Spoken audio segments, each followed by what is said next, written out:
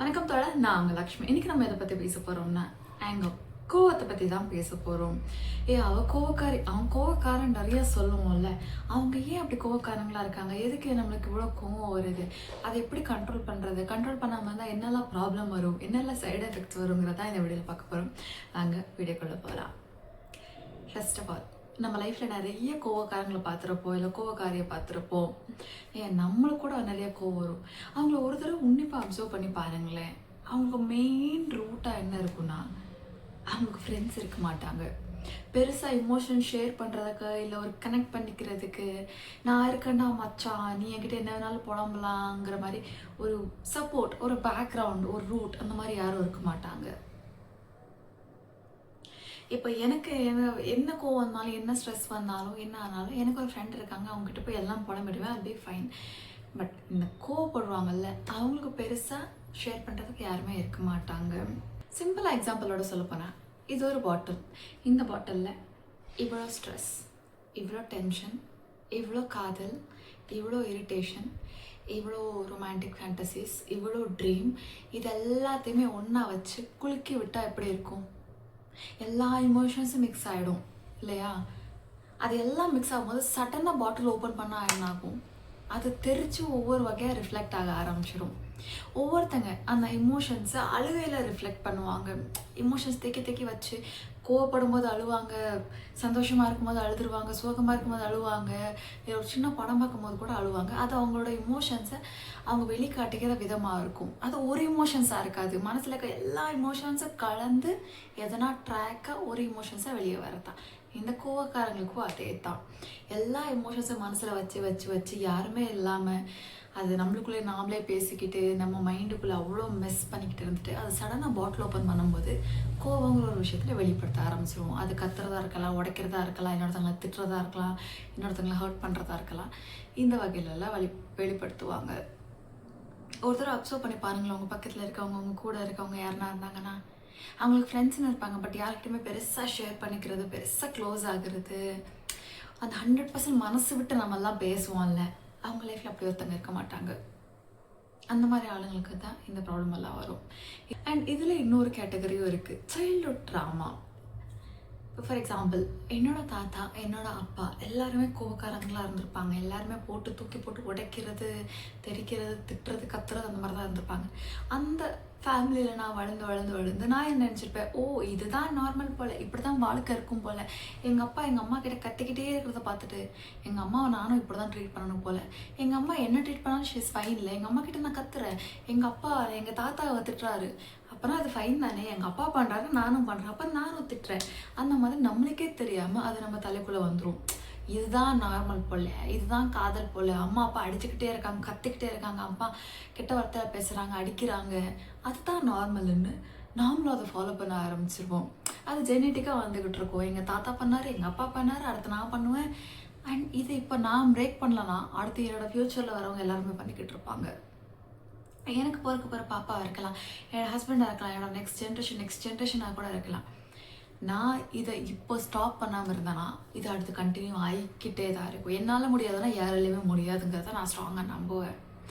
So இதை break பண்ண வேண்டியது நம்மளோட ரெஸ்பான்சிபிலிட்டி. ஒரு 10 வருஷத்துக்கு முன்னாடி பார்த்தீங்கன்னா நம்ம அப்பா அம்மாலாம் ஸ்கூலுக்கு போயிருக்க மாட்டாங்க, இல்லை பெருசாக எஜுகேஷனாக இருக்க மாட்டாங்க, ஃபோன் யூஸ் பண்ண மாட்டாங்க, அந்த ஃபெமினிசம்னு பேசுவாங்க, ஃப்ரீடமை பற்றி பேசுவாங்க. அதெல்லாம் அங்கே அப்போ இல்லவே இல்லை. ஜெண்டர் ஈக்குவாலிட்டிங்கிறத நான் பார்த்தது கூட இல்லை.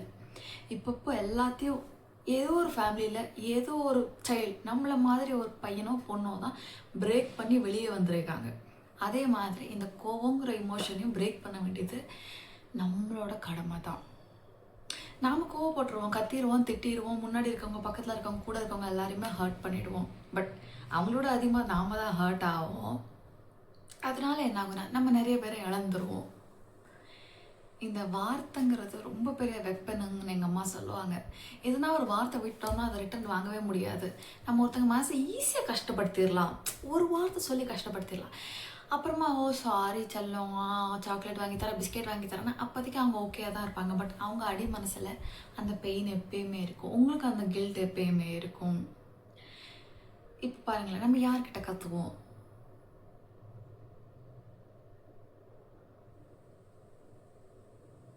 நான் இப்போ வீடியோக்கு நடுவில் இவ்வளோ பெரிய பாஸ் எடுத்தேன், கோவம் வந்துச்சு, மூவெல்லாம் பண்ணீங்க வீடியோவை, எதுனா ஒன்று பண்ணியிருப்பீங்க, இரிட்டேஷன் ஆகிருக்கும். பட் என்கிட்ட கத்துனீங்களா? என்னை திட்டினீங்களா? இல்லை. யாருன்னா உரிமை இருக்கவங்க யார்கிட்ட கத்துனா அவங்க எடுத்துப்பாங்களோ, யாரை எப்படி ஹர்ட் பண்ண முடியுமோ, இவங்ககிட்ட கத்தி தீர்த்துடலாம், இவங்களை திட்டி தீர்த்துடலாம், இவங்ககிட்ட இப்படி தான் இருக்கலாம்னு ஒரு க்ளோஸ் பாண்ட் இருப்பாங்கல்ல. ஸ்பெஷலாக நம்ம அப்பா அம்மா, அண்ணன் தம்பி, ஃப்ரெண்ட்ஸு, பாய் ஃப்ரெண்ட் கேர்ள் ஃப்ரெண்டு, அவங்கக்கிட்ட தான் நம்ம கற்றுவோம். அல்டிமேட்டாக நம்மளுக்குன்னு இருக்க 4 பேர்கிட்டையும் நம்ம கத்தி அவங்க மனசை கஷ்டப்படுத்தி நம்ம கஷ்டப்பட்டுக்கிட்டு இருப்போம். சரி, இவ்வளோதான் சொல்லிட்டு அதனால என்ன ஆகும் நல்லா, அதை எப்படி பிரேக் பண்ணுறது? ஃபார் இன்ஸ்டன்ஸ் எதுனா ஒரு கோவம் வருது, எதனா ஒரு விஷயத்தில் டென்ஷன் ஆகுதுன்னா அமைதியாக இருந்துருங்க. சிம்பிளான சொல்யூஷன். நானும் இப்படி தான் என்னோடய சைல்ட்ஹுட் ட்ராமா அந்த கோவத்து செயின்லேருந்து பிரேக் ஆனேன். அமைதியாக இருந்துருங்க. ஒரு 2 நிமிஷம் எதுவுமே பேசாதீங்க. Just breathe in and breathe out. பார்க்குறவன் பைத்தியக்காரன்னு நினச்சாலும் பரவாயில்ல, கண்டுக்காதீங்க. You just breathe in and breathe out, அவ்வளோதான். பாடியெல்லாம் ரிலாக்ஸ் பண்ணிவிட்டு சைலண்ட்டாக இருந்துருங்க. இல்லை சைலண்ட்டாக இருக்க முடியல, இல்லை டென்ஷன் ஆகுது, கோவம் வருது, ஐயோ நீங்கன்னா போயிட்டு ஃபோன் பாருங்கள், இல்லை எதுனா சாப்பிடுங்க, இல்லை வெளியே வாக்குக்கு போயிடுங்க, இல்லை பெட்டு இருந்தால் பெட் கூட விளையாண்டுருங்க. சடனாக இமோஷனல் ஸ்விட்ச் பண்ணுறது ரொம்ப கஷ்டமாக தான் இருக்கும். கண்ணில் இவ்வளோத்துக்கு தண்ணி வரும்போது நான் எப்படி இங்கே ஃபோனை பார்க்குறதுங்கிற மாதிரி தான் இருக்கும். ட்ரை பண்ணி பாருங்கள், வேறு ஆப்ஷனே இல்லை. இதுலேருந்து நீங்கள் பிரேக் பண்ணி ஆகணுன்னா இந்த மாதிரி உங்களோட இமோஷன்ஸை நீங்கள் கண்ட்ரோல் பண்ணியே ஆகணும். இப்போ ஃபார் எக்ஸாம்பிள் எங்கள் அம்மா என்கிட்ட வந்து கத்துறாங்க, நீ ஏன் ஃபேன் ஆஃப் பண்ணலைங்கிறாங்க. எனக்கு ஆஃப் பண்ண தெரியுமான்னு கத்துறதை விட்டுட்டு அமைதியாக இருங்க. ஒன்று அவங்களே ஆஃப் பண்ணிட்டு போயிடுவாங்க, இதுக்கு பைத்தியம் பிடிச்சிருச்சுன்னு.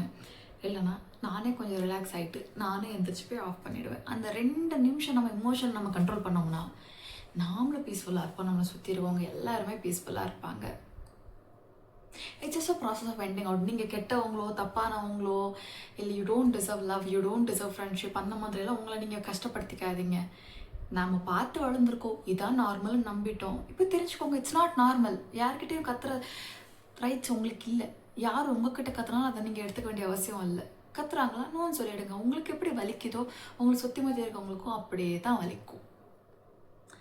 உங்ககிட்ட யாருன்னா தாறுமாற கத்துனா உங்களுக்கு எப்படி கோவம் வருமோ அதே மாதிரி தான் நம்ம சுற்றி இருக்கவங்க, நம்ம க்ளோஸ் பீப்புளுக்கும் கோவம் வரும், அவங்களுக்கும் கஷ்டமாக இருக்கும். பட் எங்கே திருப்பி சொல்லிவிட்டு உனக்கு இன்னும் கஷ்டமாயிடுவோங்கிறதுக்காக அவங்க அமைதியாக போவாங்க. Doesn't mean that they are not hurt இல்லையா? அந்த 2 நிமிஷம் டெக்னிக்கை ஃபாலோ பண்ணி பாருங்கள். அமைதியாக இருந்துருங்க. என்ன ஆனாலும் பரவாயில்ல, எவன் செத்தாலும் பரவாயில்ல, அந்த 2 நிமிஷம் அமைதியாக இருந்தீங்கன்னா நாள் ஃபுல்லாக நல்லாயிருக்கும். இது 1 மாதம் ட்ரை பண்ணி பாருங்கள். ரொம்ப கஷ்டம் தான், ஏன்னா எல்லாத்துக்குமே ஏன்னு வந்த நாம 2 நிமிஷம் அமைதியாக இருக்கிறது கஷ்டம் தான். 1 மாதம் என்ன ஆனாலும் பரவாயில்ல, கத்தக்கூடாது, திட்டக்கூடாது, பேட் வாட்ச் யூஸ் பண்ணக்கூடாது, எதையும் போட்டு உடைக்கக்கூடாது. அந்த 2 நிமிஷம் சைலண்ட்டாக இருந்து மைண்டை வேறு எதுலையாச்சும் ஃபோக்கஸ் பண்ண ஆரம்பிச்சிருங்க. 2 நிமிஷம் கழிச்சு கொஞ்சம் ப்ராக்டிக்கலாக யோசிச்சு பாருங்களேன். யார்கிட்ட நம்ம கற்ற போகிறோம்? நான் ஃபஸ்ட்டு சொன்ன மாதிரி நம்ம அம்மா அப்பா அண்ணன் தம்பி ஃப்ரெண்ட்ஸு லவர் அவங்ககிட்ட தானே கற்ற போகிறோம். அவங்கள காயப்படுத்தி நம்மளுக்கு என்ன ஆக போகுது? நம்ம சந்தோஷமாக இருக்கணும்னு அவங்க எவ்வளோ பார்க்குறாங்க, அவங்க சந்தோஷத்தை நாம் எவ்வளோ ப்ரையாரிட்டைஸ் பண்ணுறோன்னு நம்மளுக்கு தெரியும்.